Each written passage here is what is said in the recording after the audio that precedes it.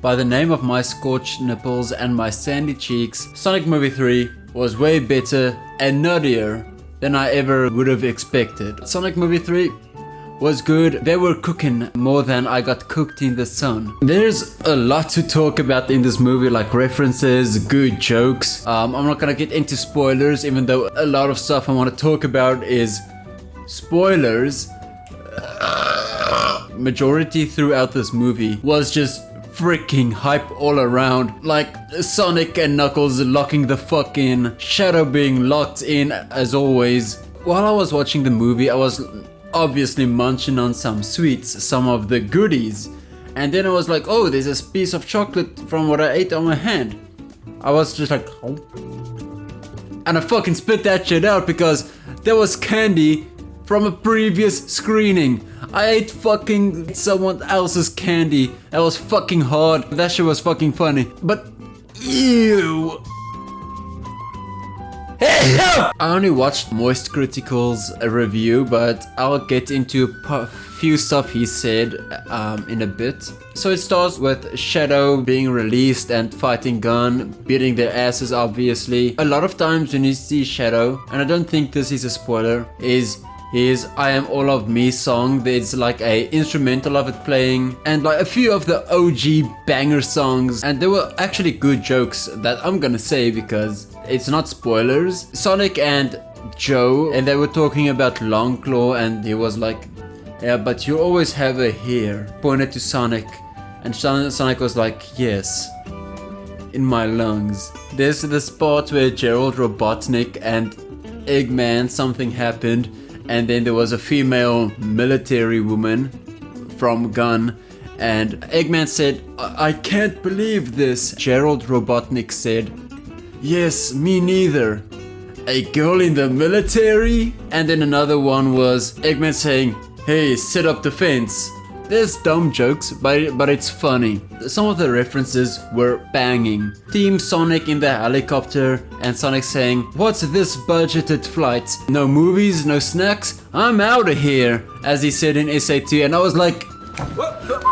And as they were falling down from the helicopter, they played part of a song from One OK Rock that made a song for Sonic Frontiers, and I was like, I know this song, this shit's so banging. There were constantly hype scenes. I didn't really feel bored. It was a 2-hour movie and they had to put so much into the 2 hours, like the Shadow backstory and developing Shadow's character. I think they did a good job for that overall. And the effects looked even better. The CGI or the lightning effects that happened. Shadow doing the fucking Akira drift. Transitions from one scene to the other went hard. There was Shadow's electricity running through him or something, transitioning to Knuckles flaming a marshmallow, or where Team Sonic has to go somewhere and they throw out the ring, the shit expands and they just go through it to the place or to the next scene. A lot of times when something happened, you could feel the weight of the situation that was unfolding. If you didn't know, I think everyone knows by now that Jim Carrey played Gerald, Robotnik and Eggman. There was even a part where the two of them met up and they were like,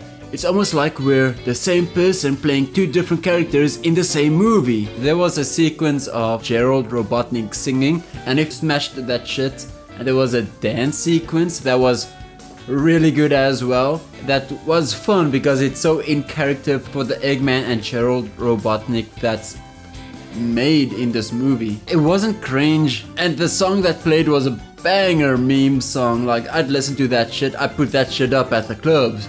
I'll be hitting the disco fever from Fortnite. One thing Moist Critical talked about was in the trailer there's this crab rising from the water. What happened was there was a strong current that went head on with the crab and the crab broke. And Moist Critical said that we've seen the crab can live underwater, so how did it die? I think it could be, well, it has to be that the water current was too strong for the crab to survive. That's what it's gotta be. Other than that, it's just bad writing, but I think it's just the current. It wasn't explained really. That's gotta be the only option, I think. And one other thing he said is that there's a lot of stuff like jumping from one to the other. For example, oh, this has to be done. Okay, suddenly it's done. Like, it feels like there's a few stuff missed out in between parts, which I get, but if you know the lore, or while it doesn't really take you out of the movie at all, it feels like a fever dream for the most part, because so much stuff is happening, important stuff, and there's not really stuff that's filler or not needed in the movie. There was a part where Sonic and Knuckles squared the fuck up. That shit went hard. That was hype. Not gonna tell the rest about it, but that was bussin'. As seen in the trailer, the Sonic vs Shadow fight where the lava pops up and stuff, that was amazing. That was like easily one of the best fight scenes I've seen in a while. The main complaint comes from that, the third act of the movie, and it's people saying, oh, I love this movie, I love the third act, it was amazing, it was great. The next day, the more I watch it, the worse it gets. Like, what? Seriously, what are you yapping about? That shit was amazing, that shit was breathtaking. There's no way you can call that fight scene bad. It was amazing. And there's not much to complain about the movie. Like IGN saying, this movie does everything better than the previous two movies. Better jokes, better action, better effects and stuff. But I'm gonna rate it a 6 out of 10. Worse than the last two. Like, what? How can you say all that and just be like, I'm gonna rate it worse anyways? Why?